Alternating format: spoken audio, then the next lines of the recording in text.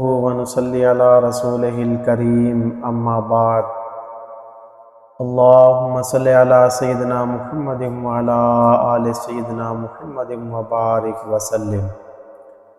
واجب الاحترام بزرگوں، بھائیوں اور دوستوں، آج میں آپ حضرات کے سامنے یمامہ کے بڑے سردار سیدنا ثمامہ بن اسال رضی اللہ تعالیٰ عنہ کے ایمان کی داستان سنانا چاہتا ہوں۔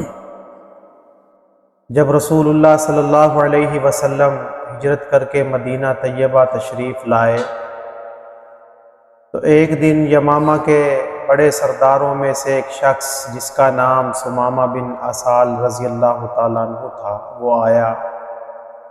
اس وقت وہ حالت کفر میں تھے۔ اللہ کے نبی صلی اللہ علیہ وسلم کے خدمت عالی میں پہنچ کر انہوں نے کلمہ پڑھا، مسلمان ہو جاتے ہیں۔ مسلمان ہونے کے بعد واپس اپنے علاقہ یمامہ کی طرف چلے گئے۔ چونکہ بڑے سرداروں میں سے تھے، بڑی پہنچ والے انسان تھے، عظیم ہستی تھی، تو انہوں نے یمامہ پہنچ کر قریش مکہ کے لیے گندم فروخت کرنا بند کروا دیا۔ سارے علاقے کے لوگوں سے کہا کہ قریش مکہ کو گندم نہ بیچی جائے، کیونکہ انہوں نے اللہ کے نبی صلی اللہ علیہ وسلم کو 13 سالہ مکی زندگی میں ستا کر مکہ سے نکلنے پر مجبور کر دیا تھا۔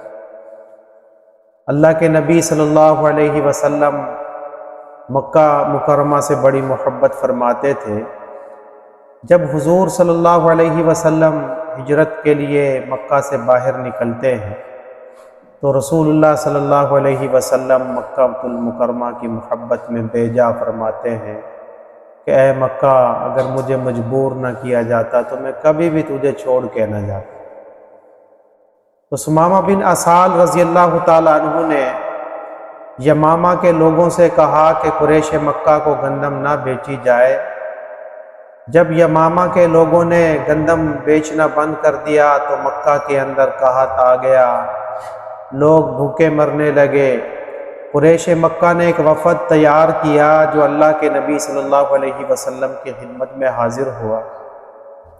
اگرچہ یہ لوگ جانی دشمن تھے، ستانے والے تھے، رسول اللہ صلی اللہ علیہ وسلم کے صحابہ اکرام رضی اللہ تعالیٰ عنہ کو طرح طرح کی تکلیفیں انہوں نے پہنچائی تھیں۔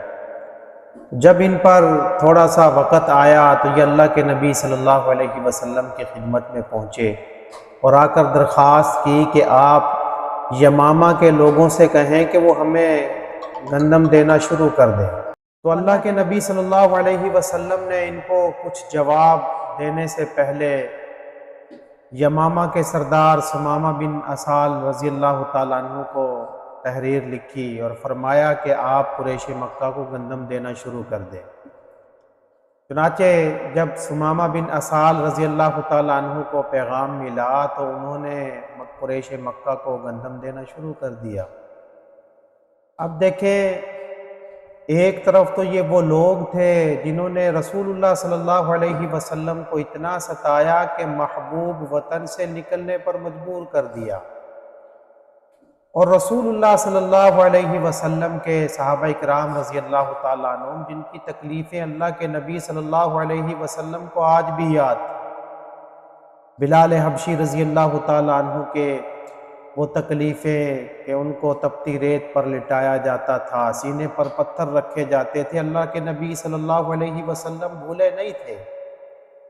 سیدہ زنیرہ رضی اللہ تعالیٰ عنہ پر جو ظلم و ستم ڈھایا گیا، حضرت سمیہ رضی اللہ تعالیٰ عنہ کو جو برچھی ماری گئی اور ان کو شہید کر دیا جاتا ہے، اور شہید کرنے سے پہلے اسلام کی پاداش میں آل یاسر رضی اللہ تعالیٰ عنہ کو اور سیدہ سمیہ رضی اللہ تعالیٰ عنہ جو حضرت یاسر رضی اللہ تعالیٰ عنہ کی گھر والی ہے، اس سارے کے سارے خاندان کو مکہ کی جلتی اور تپتی ریت پر لٹایا جاتا تھا، اور بدن پر ان کے لوہے کی زنجیریں باندھ دی جاتی تھی۔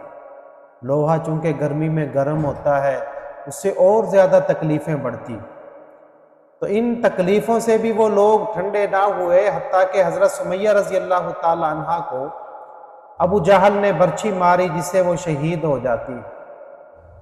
حضرت خباب رضی اللہ تعالیٰ عنہ کی شہادت اللہ کے نبی صلی اللہ علیہ وسلم نہیں بھولے، لیکن اس سب کے باوجود رسول اللہ صلی اللہ علیہ وسلم نے صبر و برداشت، تحمل مزاجی کا مظاہرہ فرمایا، اور ان لوگوں کے لیے اللہ کے نبی صلی اللہ علیہ وسلم نے گندم جاری کرنے کا حکم فرمایا۔